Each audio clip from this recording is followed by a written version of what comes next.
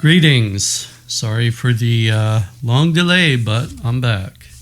So, today it's Jesus in Capernaum. We are Friday, August the 4th, 30 AD, and in the month of Ab the 16th, the Jewish month. When Jesus, with the disciples who had accompanied him to Cana, left for Capernaum, he was followed by Nathanael, whose wife with her aunt and others had already gone on before. The road, about 7 hours in length, was tolerably straight. It ran by a little lake like that of Aenon, around which lay country seats and gardens. The magnificently fruitful region of Galilee began here, and in many places there are watchtowers. When Jesus approached the environs of Capernaum, several possessed began to rage outside the gate and to call into the city, "The prophet is coming! What does he want here? What business has he with us?" But when he reached the city, they ran away. A tent had been erected outside. The centurion and the father of the boy came out to meet Jesus and the child walking between them.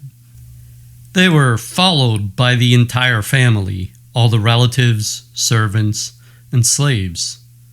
These last were pagans who had been sent to Zorobabel by Herod. It was a real procession, and all cast themselves before Jesus, giving thanks. They washed his feet and offered him a little luncheon, a mouthful to eat, and a glass of wine. Jesus spoke some words of admonition to the boy, laying his hand on his head as he knelt before him. He now received the name of Jesse, whereas he had before been called Joel. The centurion's name was Zorobabel.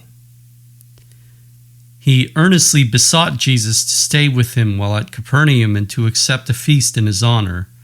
But Jesus refused, still reproaching him with a desire to see a miracle in order to vex others. He said, "I should not have cured the boy, had not the faith of the messenger been so strong and urgent."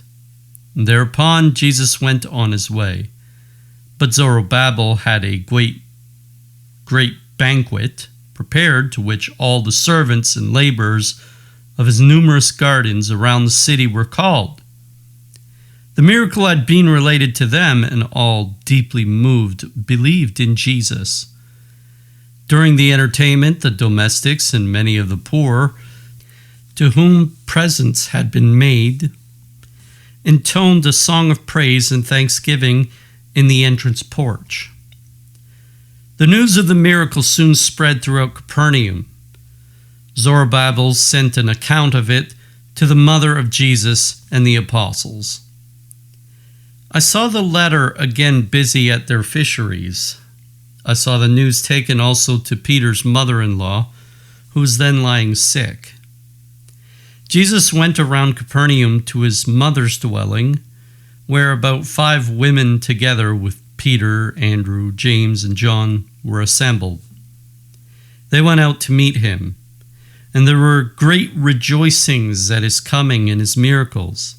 He took a meal here, and then went back to Capernaum for the Sabbath. The women remained at home. A great concourse of people and many sick were gathered at Capernaum. The possessed ran crying about the streets as Jesus approached. He commanded them to be silent and passed along through them to the synagogue. After the prayer, a stiff-necked Pharisee by the name of Manasseh was called upon, for it was his turn to read the scriptures aloud. But Jesus told them to give him the roll so that he would do the reading. They obeyed, and he read from the beginning of the first book of Moses down to the account of the murmuring of the children of Israel. He spoke of the ingratitude of their fathers, of the mercy of God toward them, and of the nearness of the kingdom, warning them to beware of acting as their fathers had done. He explained all the errors and crooked ways of their fathers by a comparison with their own erroneous notions, drawing a parallel between the promised land of those far-off times and the kingdom now so near. Then he read the first chapter of Isaiah, which he interpreted as referring to the present. He spoke of crime and its punishment, of their long waiting for a prophet, of how they would treat him now that they had him. He cited the various animals, all of which knew their master, although they, his hearers, knew him not. He spoke of the one that longed to help them, picturing in them the woeful appearance he would present in consequence of their outrages upon him, also of the punishment in store for Jerusalem and of the small number of the elect when this would all take place. The Lord would, nevertheless, multiply them, while the wicked would be destroyed. He called upon them to be converted, saying that even were they all covered with blood, if they cried to God and turned from their evil ways, they would become clean. Again, he referred to Manasseh, who had given so much scandal, who had committed so much iniquity before the Lord. Therefore had God permitted him, in punishment, to be led away captive to Babylon, where he had been converted, had cried to God for pardon, and had received a share of the promise. Jesus then opened the scriptures as if by accident at Isaiah and read the passage, "Behold, a virgin shall conceive," which he implied to himself and the coming of the Messiah. He had given the same explanation at Nazareth some time before his baptism, whereupon his hearers had mocked, saying, "We never saw him eating much butter and honey when with his father, the poor carpenter." The Pharisees and many others at Capernaum were not well satisfied at Jesus' having spoken to them so severely about ingratitude. They had expected some pleasant, flattering words on the score of the good reception they had extended to him. The instruction lasted tolerably long, and when Jesus was going out of the synagogue, I heard two of the Pharisees whispering to each other, "They have brought some sick. Let us see whether he will dare to heal them on the Sabbath." The streets had been lighted with torches and many of the houses illuminated with lamps. Some, however, were dark. They were the homes of the evil-minded. Wherever Jesus passed, he found sick in front of their houses and lights by them. Some had been carried to the door in the arms of their relatives, while near them stood others bearing torches. There was a great bustling to and fro in the streets, and shouts of joy were heard on all sides. Many of the possessed cried after Jesus, and he delivered them with a word of command. I saw one of them with a fearful countenance and bristling hair springing toward him in rage and fury, and crying out, "Thou, what dost thou want here? What business hast thou here?" Jesus repulsed him, saying, "Withdraw, Satan." And I saw that the man dashed to the ground as if his neck and every bone in his body were broken. When he rose up, he was quite changed, quite gentle, and he knelt at Jesus' feet, weeping and thanking. Jesus commanded him to be converted. I saw him curing many as he thus passed along. After that, Jesus went with his disciples to his mother's. It was night. On the way, Peter spoke of his household affairs. He had neglected many things connected with his fishery, from which he had been so long absent. He must provide for his wife, his children, and his mother-in-law. John replied that he and James had to take care of their parents, and that was more important than the care of a mother-in-law. And so they bandied words freely and jocosely. Jesus observed that the time would soon come when they would give up their present fishing in order to catch fish of another kind. John was much more childlike and familiar with Jesus than the others. He was so affectionate, so submissive in all things, without solicitude or contradiction. Jesus returned to his mother's, the others to their home. Saturday, August 5th. Early next day, Jesus left his mother's, which was about 3/4 of an hour from Capernaum in the direction of Bethsaida, and went to the first named city with his disciples.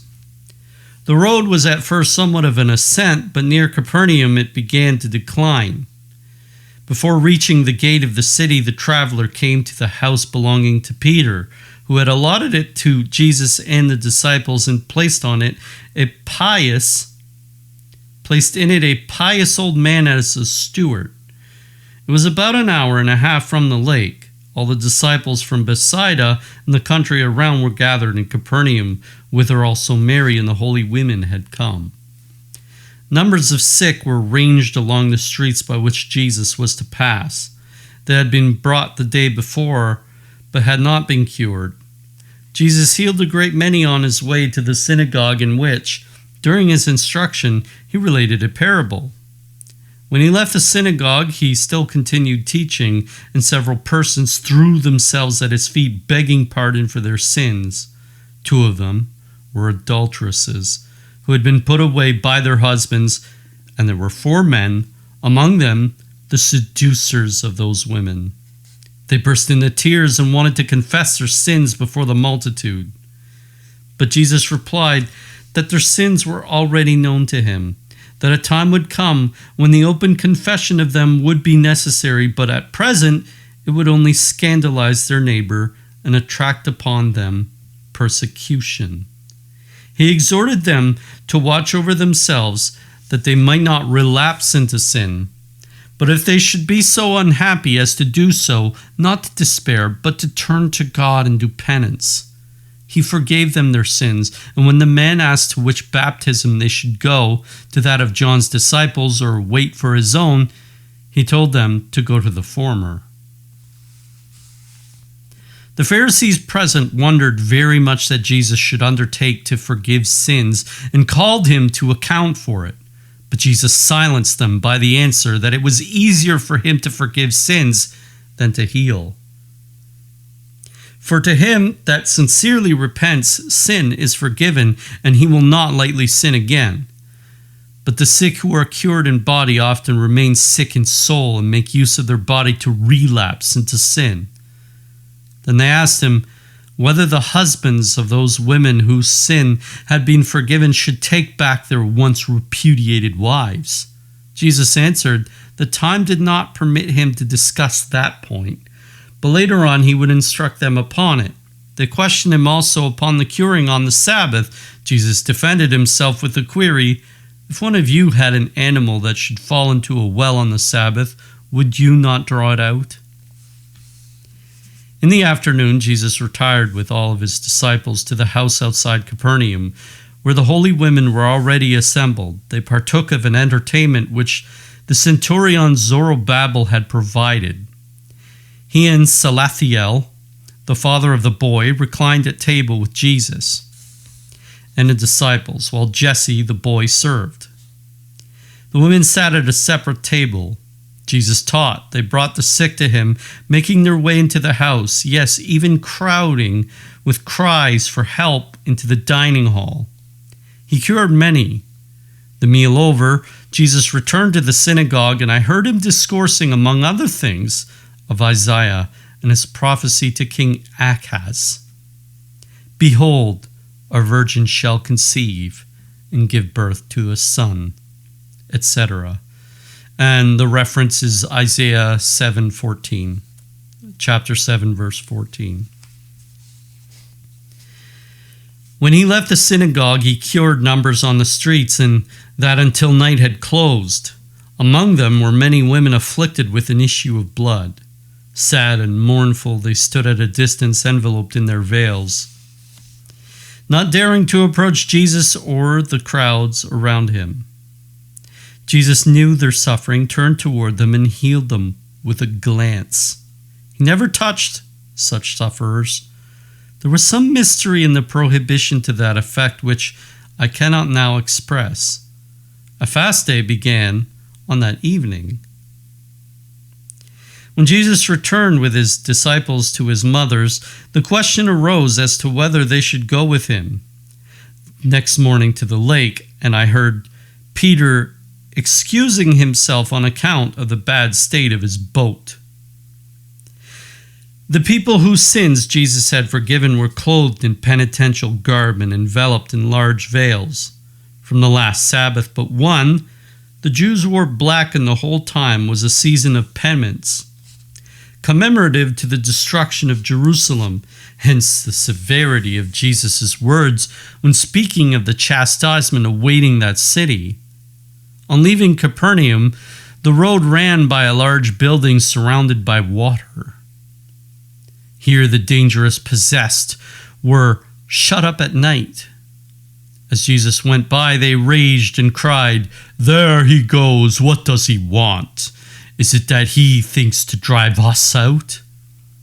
When Jesus responded, "Be silent and remain until I come again. Then it will be your time to retire." They became quiet. When Jesus left the city, the Pharisees and magistrates held a meeting at which the centurion Zorobabel was present. They deliberated upon all they had seen, upon what they should do, what line of conduct they should pursue with respect to Jesus. They said, "What commotion, what agitation this man creates! Peace is no longer found in this land. The people leave their daily avocations and follow this menacing speeches. He is constantly talking of his father. But is he not from Nazareth? Is he not the son of a poor carpenter?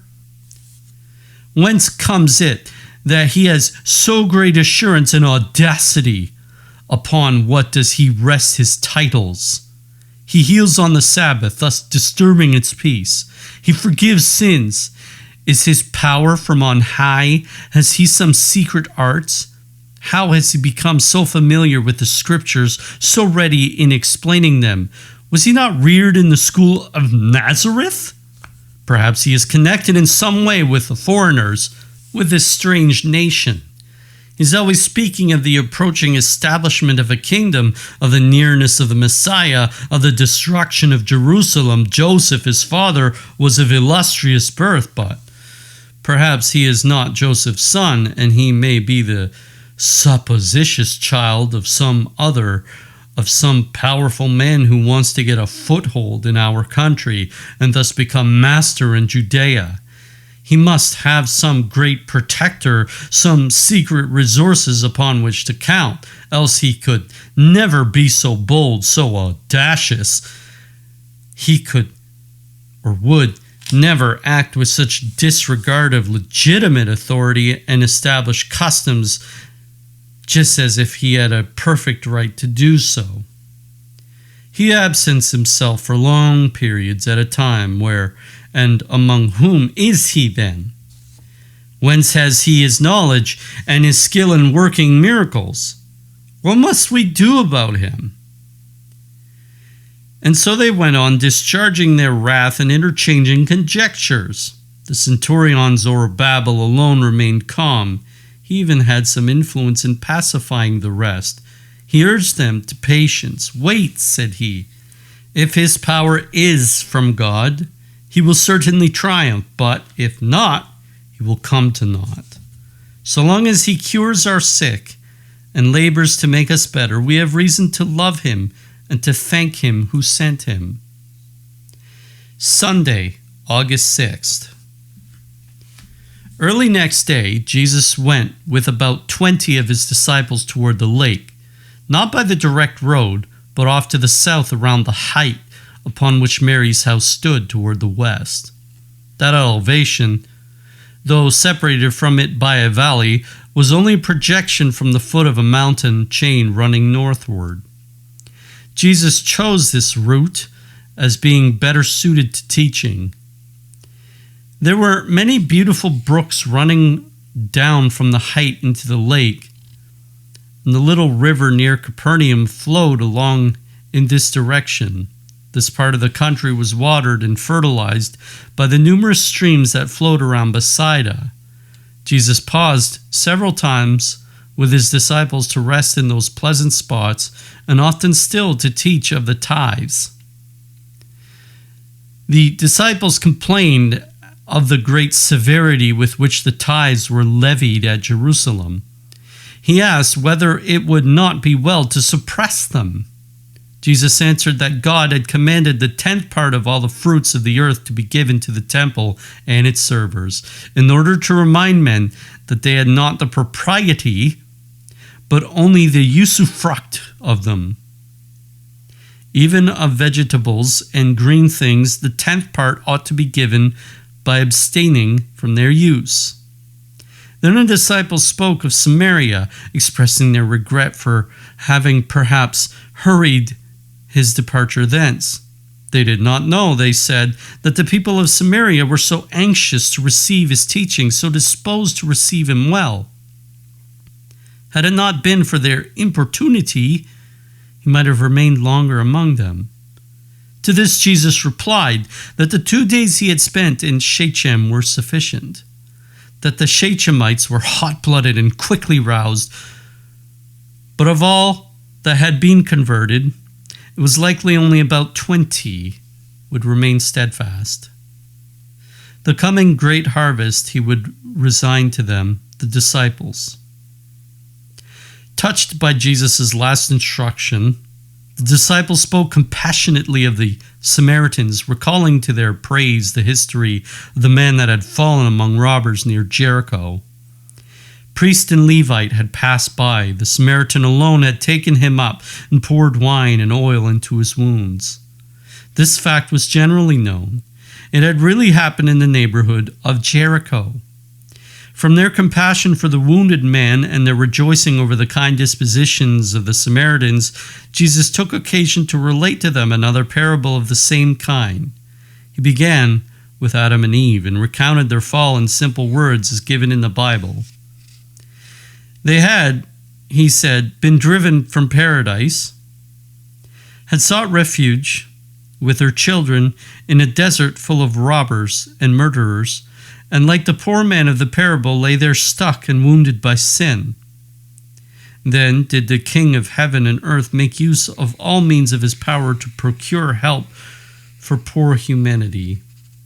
He had given them his law, had sent them his chosen priests and prophets, with all that was necessary to cure their ills. But suffering humanity had been helped by none of these aids. It had been at times rejected them with contempt. At last, the king sent his own son in the guise of a poor man to help the fallen race. And then Jesus described his own poverty: no shoes, no covering for the head, no girdle, etc. And yet he pours oil and wine into the poor traveler's wounds in order to heal them. But they who with full power had been sent to cure the wounds of the sufferer had not had pity on him. They had seized the king's son and put him to death, killed him who had poured oil and wine into the sufferer's wounds. Jesus related this parable to his disciples that, reflecting upon it, they might express their thoughts. He might clear up any misconceptions they might have had concerning it. But they did not understand him. Noticing that he had described the king's son under characteristics that belonged to himself, they began to entertain all kinds of thoughts and to whisper among themselves, "Who can that father of his be, of whom he is always speaking?" Then Jesus touched upon the solicitude they had expressed on the preceding day for the loss experienced by the neglect of their fisheries, and compared it with the disposition of the king's son.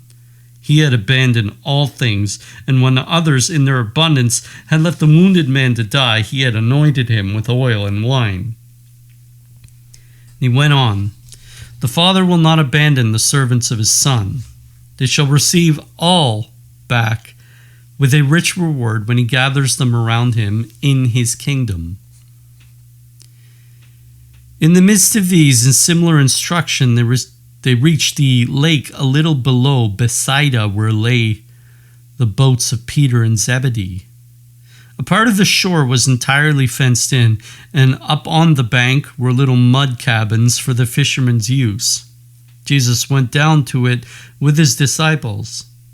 On the ships were the pagan slaves, but no Jews were engaged in fishing because of the fast day. Zebedee was in one of the huts on the shore. Jesus told those in the ships to discontinue their fishing and come to land. He was at once obeyed, and then he gave them instruction. Jesus afterward proceeded up the lake toward Bethsaida, a half-hour distant. Peter's license to fish embraced about an hour's distance along the shore. Between the harbor and Bethsaida was a little bay into which emptied several streams, branches of that which flowed from Capernaum through the valley, and which received in its course other rivulets and creeks. It formed a great pool outside Capernaum. Jesus did not go to Bethsaida. He went to the west and then by the north side of the valley to Peter's house, which stood on the eastern side of that high ground, upon whose opposite side was Mary's dwelling. Jesus entered with Peter. Mary and the other holy women were already there. The other disciples did not go in. They waited nearby in the garden and went on ahead to Mary's. As Peter entered the house with Jesus, he said, "Master, we have had a fast day, but thou hast fed us." Peter's house was very neatly built with forecourt and garden. It was very long, and on the roof one could promenade and enjoy a beautiful view toward the lake. I saw neither Peter's stepdaughter nor his wife's sons. They may have been at school. His wife was with the holy women. Peter had no children by her. His mother-in-law was a tall, thin woman, so weak and sickly that, in going around the house, she had to lean against the walls for support. Jesus held a long conference with the women on the subject of the house they had hired up on the borders of the lake, where he intended often to be. He warned them against extravagance and indiscretion, though they were to guard likewise against anxiety and solicitude.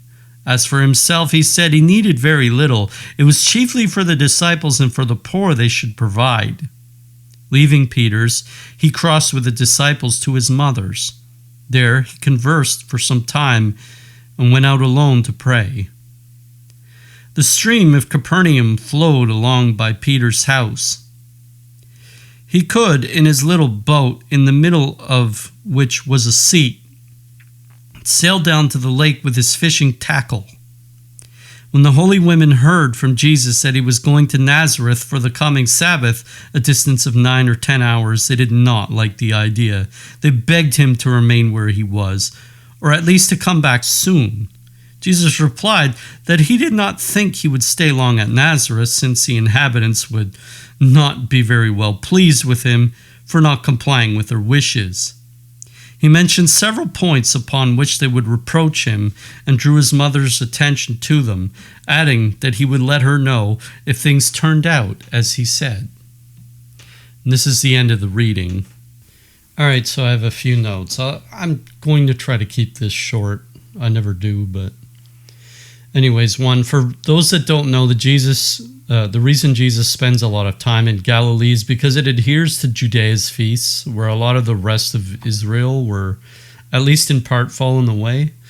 It's not like that. It's a lot like that in our times. We have Christians and then we have Catholics. And Christians are kind of the fallen away sort. So a lot of the people are fallen away. They're not fully in communion with Rome. Galilee was still in full communion with Jerusalem. And we know the Samaritans weren't. So Jesus goes to other places. Like he went to Samaria, he went to Tyre and Sidon, and he went to those like next to the Mediterranean. And he always hits upon their defect, why they're fallen away. And with the Samaritans is because they're hot-blooded. What he means by this is that they're impulsive, like the seeds sown among the rocks. He said there's only about 20 of them that will actually retain their confession. So They're all about Jesus when he's there, but quickly forget about him when he's gone. We unfortunately have this attitude in our world very prevalent. Next note, Zorobabel is the royal official from John 4. He's the centurion, legion guy. We just did that part. He went to Jesus to cure his son. It's not really his son. It's the son of his servant. And that's the one that was named Jesse, who was formerly named Joel in this reading. It seems like we're around John 5 in terms of where we are on the timeline, that we haven't met the cripple at the pool of Bethsaida yet. That might be the next reading, actually. As for the other Gospels, a lot of them began following Christ's ministry in Capernaum. So we're kind of like, we're now hitting the gospel ministry, which was in this reading. So I know Luke and Matthew did a little bit on Jesus' origins, Luke on his early life, but we're still in the early chapters in each of Christ's ministry. Now, next note. Here we get a blend of two parables, the Good Samaritan and the vineyard. And Jesus likes to relate how when he was traveling to Egypt, he was like the poor guy on the road who needed the oil and thing poured in his wound. And, I mean, we even get like the hint of that parable of the sheep and the goats, right? The sheep are the one who feed, and the goats are, they don't do like the sheep. When I was hungry, you gave me clothing or food, etc. I'm not a good quoter. Anyways, we sort of get the spiel, though. I'm going to name a chapter, Ezekiel 16. Read that one. When you read that chapter, you'll get a lot of what was related in this text, what Jesus is telling the Pharisees. It's like, God helped you. God sees you that you're miserable, poor, and blind, and he's trying to help you, but you continue to turn your back on him, kind of thing. Ezekiel 16 summed this up very well, and it's very poetic, so I highly recommend you read it. Now, lastly, we know that Peter had no sons of his own. And in Mystical City of God, I seem to remember that Mary mentions singularly that John was a virgin, St. John the Evangelist. So I have no idea what happened with the other apostles, their ages are, etc. Anyways, in this time, especially around Galilee and dealing with the Essenes around Mount Carmel and whatnot, obviously we had a lot of spouses that died early, so the wives or the husband would have to remarry. That's why we had this situation in which Levi, or Matthew, he's the son of Alphaeus, but he's not the son of Mary Cleophas. See, Alphaeus had a woman before that was Matthew's mother. That woman died. Alphaeus married Mary Cleophas, and then he had 4 sons by her, which are the ones that people continuously think are Jesus's quote unquote real brothers and sisters. They were actually Mary's, Mary Cleophas. And then Alphaeus dies, and Mary has additional children through the next husband she marries. This is why it's confusing. So Peter did not bear children through this woman, did not bear children. He married her because he was basically taking her into his house. And that's as simple as that. Now, in our times, we're kind of really disconnected from ancient times because we only enjoy this longer life expectancy in the last 200 years. Really, before that, life expectancy was like 25, 30. So, in our times, it's much, much different. Most people are living a lot longer. So, anyways, it's still somewhat of a mystery to me what the other apostles' personal lives were. Who knows? But anyways, people kind of insult the way things were back then, like how married couples were. And so, I mean, in our time, like women were treated with more dignity then than they are now. So I'll quote G.K. Chesterton. He said, "It is a strange thing that the ordinary feminist argument is that women are enslaved by domesticity and ought to be set free by being sent into the labor market to compete with men. That is, they are to be freed from the home where they are supposed to be slaves in order to send them into a world where they will be more obviously slaves to employers who will get the profit of their labor." So, I mean, people may criticize that women were quote unquote treated like objects back then, but kind of wake up to the reality. The women are being treated with more indignity now than they were then. So anyways, that's it. Ave Maria.